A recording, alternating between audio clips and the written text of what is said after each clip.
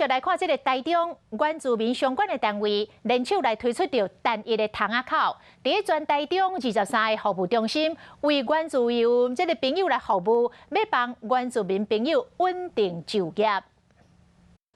受到疫情影响，真侪生意歹做，原住民的工课无稳定，或者是失业。为了照顾因就业的需求，原民会中区就业服务办公室、台中市府原民会和台中市就业服务处作为合作，提供就业课程和安心上班的专案，提供相关的一个就业促进的一些课程，安心及时上工的专案。台中市就业服务处讲，伫咧全市23个服务中心，专门为原住民服务，互因当伫咧遮找到头路，或者是申请生活补助，还是没有办法就业，那我们会提供有关生活补助。那生活补助是